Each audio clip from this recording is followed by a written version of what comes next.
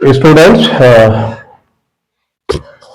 we are going to find the area of these two crossroads. In this question, we have a rectangular block of length 90 meter. This is the length 90 meter and breadth is 60 meter. So here we have two crossroads. Initially I have not shaded. Now I am going to shade this. One path is this. So you have to find the area of this path. So what is going to happen? We are going to find in this in two lines only. Area of path along breadth. देखिए ये आपकी breath है और breath के along आपका जो area है तो फार्मूला तो वही है L इंटू बी। और यहां पर आप देखेंगे ये शेडेड पार्ट बना हुआ है, इस शेडेड पार्ट में ये रेक्टेंगुलर पीस बन रहा है तो इसकी जो विड्थ है वो 3 मीटर है और लेंथ जो है वो रेक्टेंगल पे ब्रेथ के बराबर हो जाएगी। तो ये हो गया आपका 60 मीटर इंटू 3 मीटर, तो हो गया 180 मीटर स्क्वायर। सिंपल। फिर area of the path along length, ये वाला जो पोर्शन है, अब देखिए जब इसको दोबारा इसको शेड कर रहे हैं तो ये जो पोर्शन है ये दोबारा से हम शेड कर रहे हैं। ये तो ये जो है ये हमने ऐसे शेड कर दिया, ये दोबारा से, यानी ये 2 बार हमने कैलकुलेट कर लिया इसको।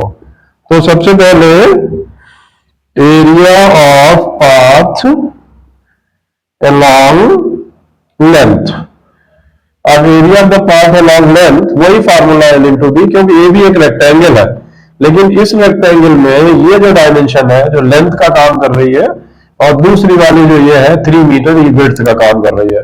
तो इसका हो जाएगा आपका 90 मीटर बाई 3 मीटर, तो ये हो गया 270 मीटर स्क्वायर।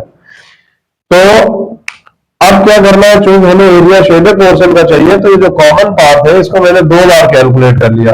इसकी डायमेंशन यहाँ पर ये 3 मीटर है और फिर इधर से भी देखेंगे तो ये भी 3 मीटर है, तो ये 3 बाई 3 का स्क्वायर हो गया। इसको मैं बार बार शेड कर रहा हूं, ये 3, तो चूंकि इसको 2 बार कैलकुलेट किया है तो एक बार आपको इस एरिया को माइनस करना पड़ेगा।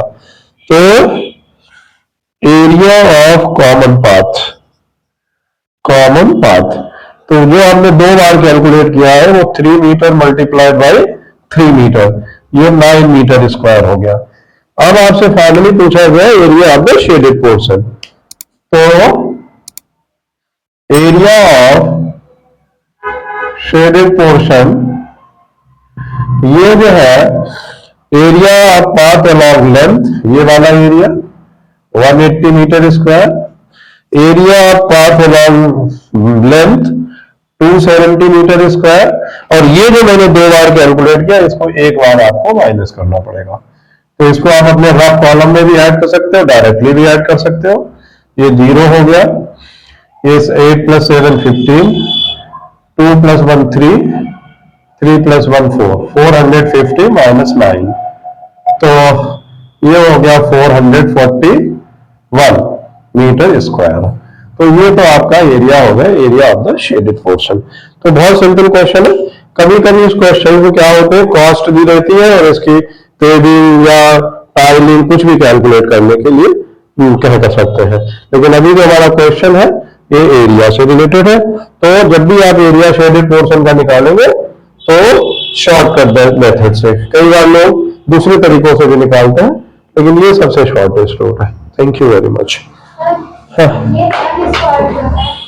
ये पहले बंद करो फिर बताओ, तो नहीं पढ़ाए पहले तो बताइए, हो सकता है बच्चों को ना, ये भी बात सही है।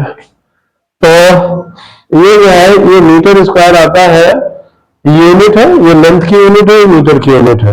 तो लेंथ की यूनिट और मीटर की यूनिट को जब मल्टीप्लाई करें तो metre multiplied by metre area की यूनिट हो जाएगी। नहीं देखो है, ये तो देखिए क्या, अभी इसको भी आप समझ लीजिए।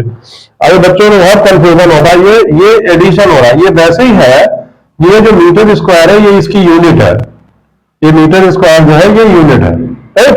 अब जैसे ऐसे है, मान लो आपसे पूछा गया 3 बॉक्स, ऐसे समझ लो, फिर आपसे 2 बॉक्स और फिर आपसे इसमें कह दिया 1 बॉक्स, आप इसमें से माइनस कर दीजिए, तो ये यूनिट तो बॉक्स हो गई ना। तो 3 और 2 5 बॉक्स हो गए, और 5 बॉक्स से 1 बॉक्स आपने माइनस कर दिया तो आपका क्या हो गया, 4 बॉक्स हो गया। तो आपको समझ में बात, ये जो है यूनिट है, तो यूनिट को हम लोग क्या करेंगे, एक ऐसे सिंपल कि ये हमारी जैसे 5 मैच बॉक्स है, फिर 10 मैच बॉक्स ऐड कर लिए और उसमें से 3 मैच बॉक्स हटा दिए, तो यूनिट है, इसलिए आपको यहाँ पे मीटर स्क्वायर कैरी करना पड़ेगा। Thank you.